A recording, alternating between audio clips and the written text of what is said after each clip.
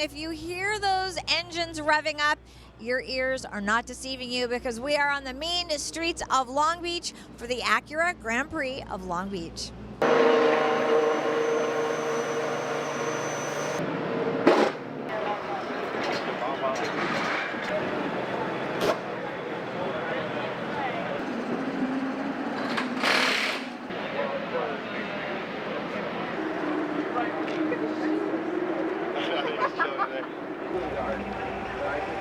Thank you, sir. Sure. Yep.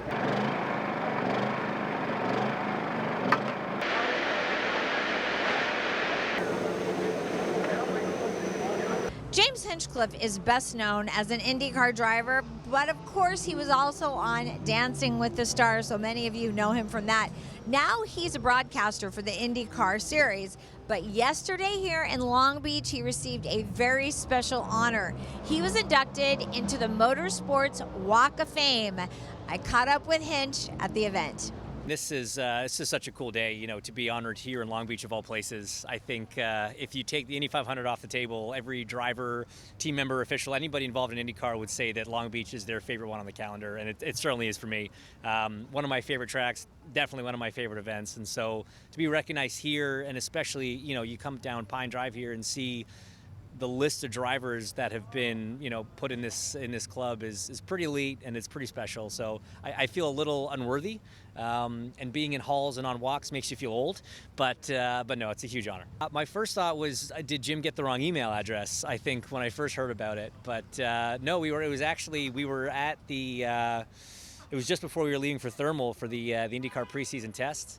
And yeah, again, I was blown away. I mean, I was never expecting something like this. Again, especially alongside some of these legends. The win here goes down as one of the best days of my career, honestly. And I think it is because of the history of this place. In sports, you talk a lot about history and tradition. It's the one thing you can't replicate. You can't force it. It just has to be earned in a way. And after Indy, Long Beach has the most history. And so a win here just means more than it does at other places. So that day is definitely in one of the top days of my career. And there's always so much going on here at the Long Beach Grand Prix, so let's take a look and listen. How was the track walk? Was it good? It was good, yeah. They said that there was something changed on the track. What was it? So they have resurfaced the part of the track between turn 6 and 8. Okay. How does that sort of affect your drive? I think it helps when it's new because it's going to be flatter, more smooth. So I think that's just going to help with car stability. Okay. And I think the track seems to be pretty quick compared to last year already. So we'll see. Okay. So we're doing a story about athletes and kind of overcoming adversities. And for an athlete, people don't always think about that. They think, oh, they have great life, no problems, but we're human beings. Yes, you are. We're all human beings. Exactly. And I think in order to get there, you also have sacrificed a lot and done a lot of things to get to where you want to be. So tell me a little bit about how you sort of stay even keeled in your life. There's a saying that you can sleep when you're old. Yes. Or sleep when you're dead. Exactly. That was it. Or old.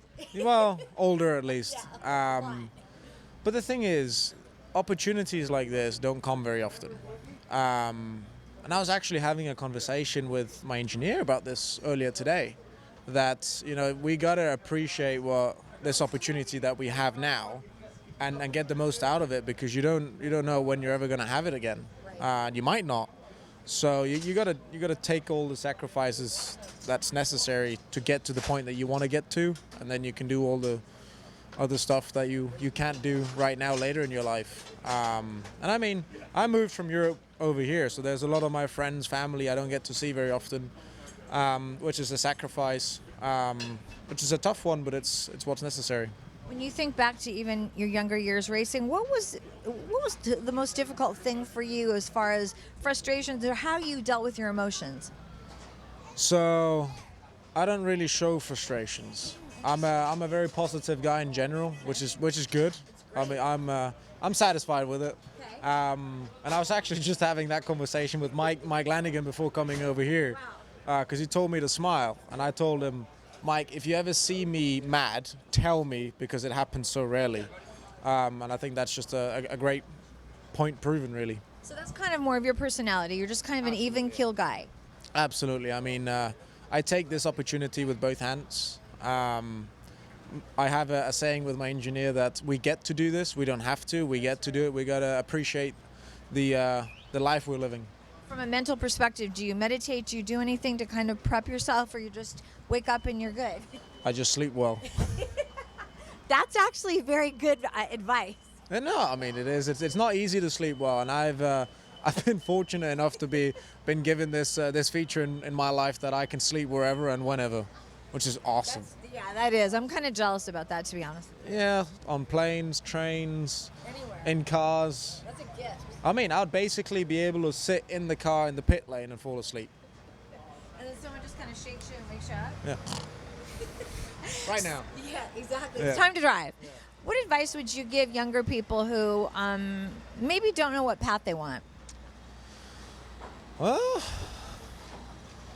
they don't know what path they want.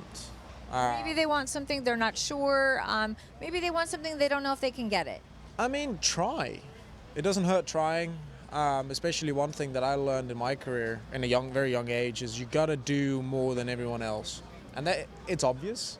I mean, it's sort of so obvious that you kind of miss it, right? People, I think, forget that, right? Exactly. That it's easily missed, just because it's so obvious that they're just kind of living the dream. They're getting on with it. And I feel like those documentaries around the world that you can see about athletes, the greats are the people that work harder than anybody else. Right.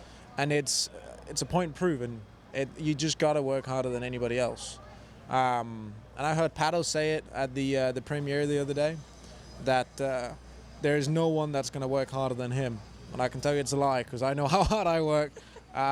Without any rewards at the moment, but it'll come. What time does your day start on a race weekend?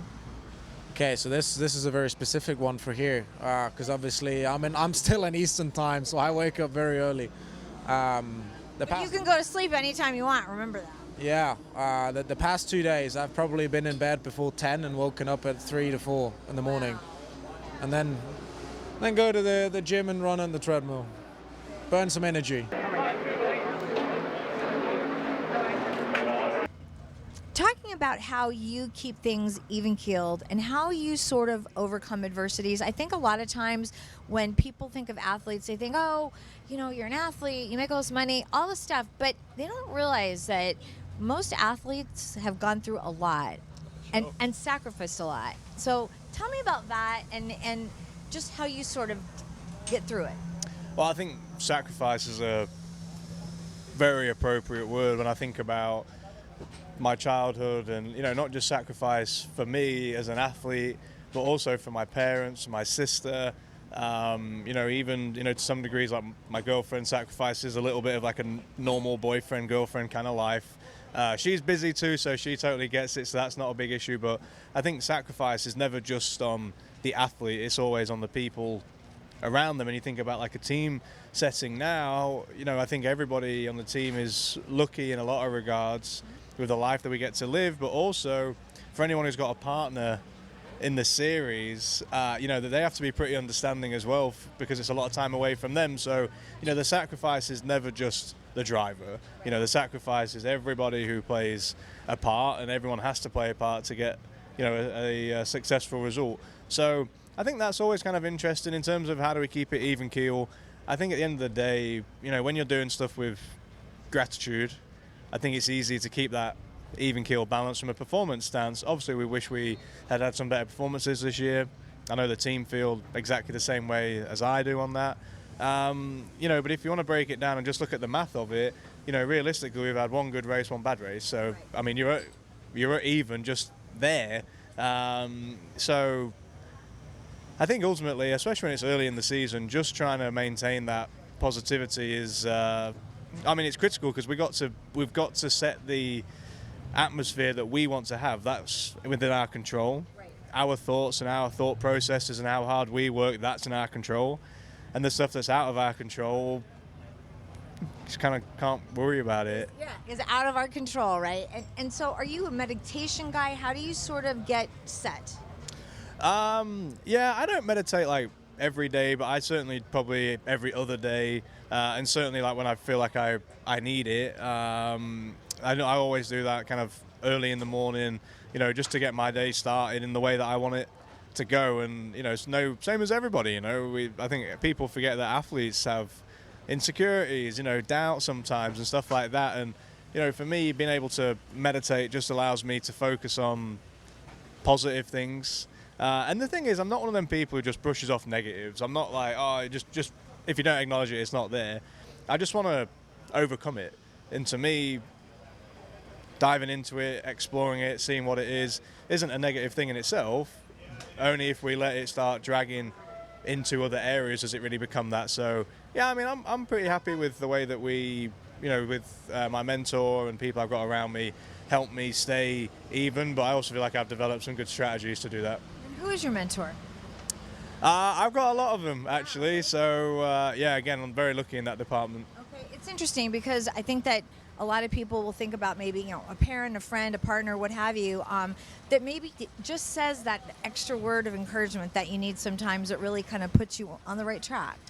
Yeah, I mean, and ultimately you need both, right, sometimes. And, there's moments where I call my dad when I'm looking for, strong advice and, a clearer path perhaps. And I need a bit of a pick-me-up. Sometimes I call my mum and then, call my girlfriend no matter what I'm doing. So, I'm lucky with, my family and, my sister plays a huge part in my racing and stuff like that too.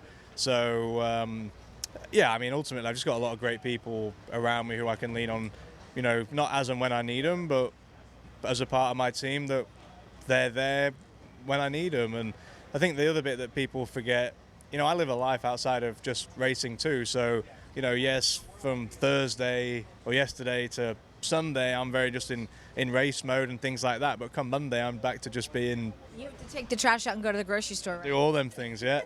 Yeah.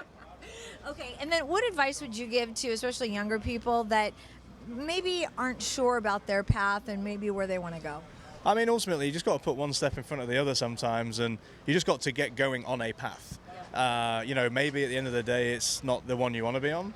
However, until you really put yourself out there and experience something, yeah, you're not going to figure it out. And, I'm not one of them people who's like, I'll just try a million things and see which one works. Like, I'm a lot more targeted than that, in fact.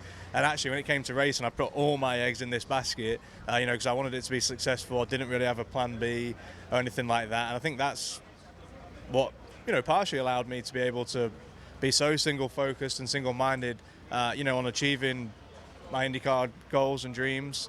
We've still got a lot more that we want to achieve, but ultimately, we started. We just got started, and some of these problems, like, we didn't have the solution. We worked at it, and when the opportunity came, we took it.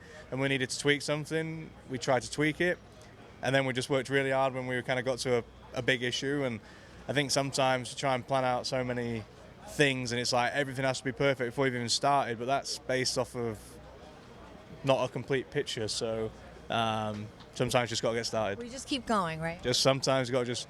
I think it was Winston Churchill said, when you're going through hell, just keep going.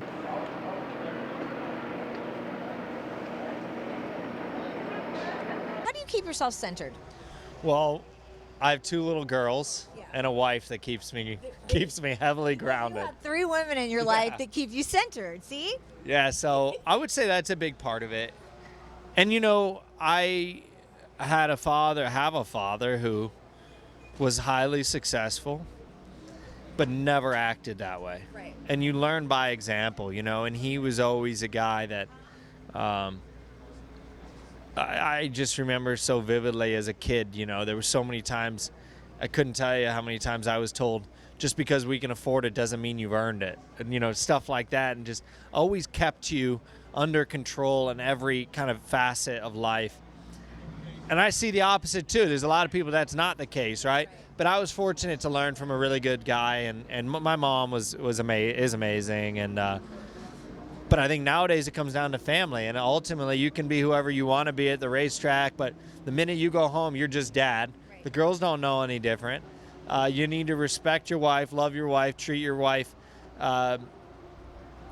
as well as you can, and work on your relationship and everything else. Doesn't matter who you are away from home. You are a team when you get back, and I think that keeps you very focused and centered. So and grounded. Build the swing set in the backyard, right? I got a hell of a swing set because, of course, I was like, I gotta have something cool. It's got to be cool. I can't just have.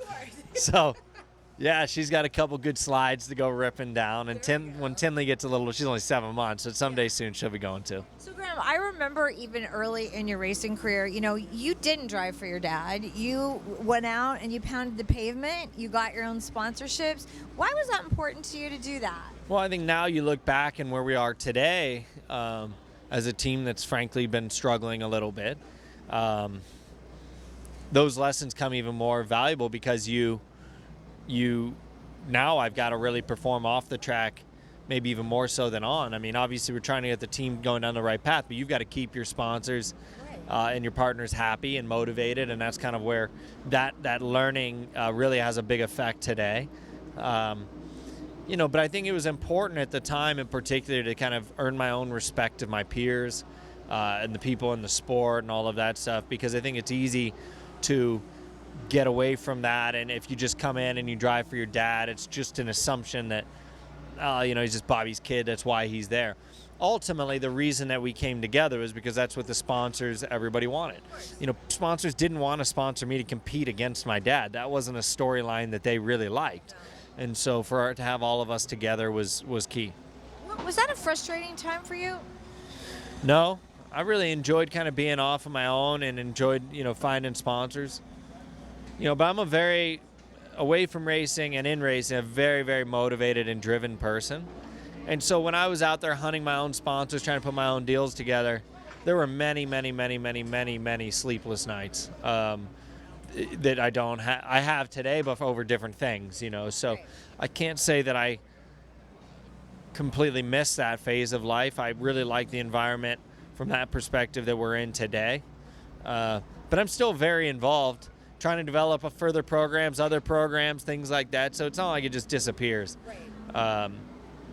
But I think that people respect me more now because of that than they would have had I just come drive for my dad in the first place. How do you sort of deal with frustration in life, in racing? Are you an even-keeled guy? Like, how do you deal with that? I try to be. Okay. But I'm fiery sometimes. I don't have a filter, and you know that because people that have seen my interviews know that, whether you like that or not. But I'm that way in life too. If I don't like something, I'm going to tell you, and you people may not like that. And particularly nowadays, I feel like you can't really tell it the way that it is all the time. You and I have had that conversation. So for me, I don't really fit the mold of today, maybe, but I try to be as calm and even keel, particularly with my employees and stuff like that in my businesses that I can, and be a good leader, which is so critical. But it's not the easiest sometimes. How have you changed in your own eyes over the years? Just think you grow up a lot. Think that you appreciate every opportunity. Like we're here at Long Beach, obviously. I'm very fortunate to have the opportunity to race in the Long Beach Grand Prix again. Early in your career, you don't think that way, Whereas, for me now, every single race, every weekend, every Grand Prix is a big, big moment for me. So it's, you just respect and appreciate every step along the way a lot more. When you dig deep, how would you sort of maybe explain that to somebody younger who's just starting out, whether it's racing or just really anything in life? How do you sort of get to where you want to be? Well, I would just tell any kid to never take it for granted. I don't care how good you are. I don't care how successful you are. I don't care what position you play. If you're in a different sport and if you're driving, I don't care if you're driving and winning all the time. At this level, everybody's won. And not only has everybody won, everybody here has proven to be the best in their field to get to this level. However, you need to find what differentiates you from everybody else. For me, that was the ability to go off the track, to find the sponsors, to do all of those things. But once you get to the top too, there's a million people that are hungry to take your spot. So don't ever take it for granted and believe that it's a guarantee. And in racing, you can get injured.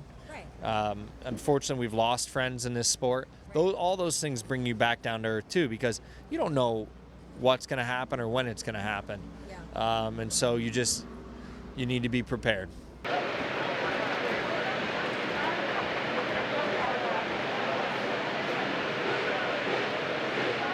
How do you sort of pace yourself for the highs, the lows? How do you do it? It's a great question. It's the million-dollar question, really, because every season is different, every day is different, and it's a balance. It's just like when you eat food, you got to eat balance for an athlete. So anybody needs to drink the right amount for your body to function well.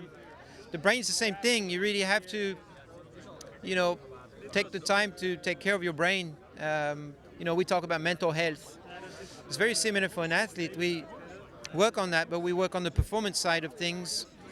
And a lot of it is, for me personally, I just got to find time to relax, do breathing exercise, and find my zone, my happy zone. Are you a meditation guy, or do you rely on other people? How do you do it? I am. I meditate. I follow a course of meditation every year to prepare for my season. I just finished one program this year, which actually feel the effect already. So a lot of it, for example, one year it's about managing your emotions, keeping your emotions in sync. In some years it's about bringing intensity, right? Depends. Every year is different. I don't have a clear answer for you. It's such an intricate thing. The mind is incredible. How much have you grown since the beginning of your career, when the highs and the lows maybe weren't as easy to sort of stay in the middle? Again, another great question. Highs and lows used to be Mount Everest down to the core of the planet. Now it's a lot more steady because I know how to manage these things, and I also can see the big game, right? We, for example, had 2 bad races to start the season, but the potential is there. We'll be okay. It's just you got to accept that sometimes you got to go through a rough patch, and that comes with experience in life. When we talk about the highs or the wins, the race wins, do you sort of take that inside of your brain and say, okay, I know where it is, so I just have to just strive for that? It's great to have a reset point. It's great to be able to point back into your memory bank and say, this moment I was at my A+ game, and this is how it felt, emotionally, physically, and you got to tap back into that to keep growing and keep going up and up and up, and then adjust. It's not just one thing, right? It's a bit like gauges in a car. Your fuel, your oil, and you want the gauges to be at 10-10. So you always work on that. Lastly, I think people forget that athletes, they sacrifice a lot. They kind of just see you as, wow, they have everything, but you really have gone through so much in life. I want kids to really understand that too, or people in general, that you have had a lot of adversity. Can you think of one time when you had adversity and you said, okay, I got to get past it? I mean, in this line of work, it's adversity very often. One of the toughest time in my career was probably end of 2007, beginning 2008. I thought I was out of a ride, and I thought I was going back to France. I was about to pack my bags, and I called my dad, said, Dad, I think it's over. I don't think I'm going to have a ride this year. Honestly, I just don't know what else to do. And my dad has always been tough, supportive in a way, but not supportive of a racing career. However, that day he said, son, you got to keep pushing. You will figure it out. You have until that point. There's no reason it's going to stop. You just got to keep pushing. Believe. So I hung up the phone, alone in the US, right? Only a year in the US, didn't speak really the language. And I kept digging. I kept calling people, and a magic happened. Acura actually called me to do a sports car with them, and that was the rebound of my career. Yeah. How have you learned to overcome challenges in your life, if you can think back to them? Well, a few things. First of most important, you gotta enjoy, have a passion for what you do, right? Doesn't matter what it is. Obviously, I'm very fortunate to do something that I love, which drive race cars. So when you have that, I'm sure a lot of people would like to have the same position, so that's why you have to cherish. But in the same time, you do have competition, and sometimes things outside of your control happens, and you need to understand that it happens to everywhere, every profession. So you need to, in my case, find some areas that simple tasks and simple scenarios that first, unfortunately, we have a lot of social media where our world is connected, but we need to stop listening to some noises that it could makes you distract from more your goals. So that's main one, because otherwise you're gonna be in trouble, because if you don't believe in yourself and listen to what people are saying, that's it. You just already starting the backstage. Second, which I also think is very important, surround by good people. Surround yourself that wants to succeed for you, with you, be happy, because in that scenario, sometimes when you have some of the ups and downs, those people will help you to move forward. And again, I mean, and you gotta understand that a lot of people would like to be in your shoes, so you really need to cherish what you have. And that's why I'm happy when I come to racing. Yes, I get angry, I get upset. I mean, I'm a competitive person. I want to win. When you lose, you're like, hey, no, I'm upset. However, I know there is a lot of fans here that comes and want to have a great experience, and I want to give that to them, because in the end of the day, here's my work. Everyone here want to have fun, and I want them to come back and continue supporting the people that wants to have a good time. What would you tell your young Elio Castroneves self when you look back? What have you learned over the last 20 years to really focus yourself? Well, open your mind for try different things. Back then, I was very, which helped me. In the end of the day, it helped me to accomplish.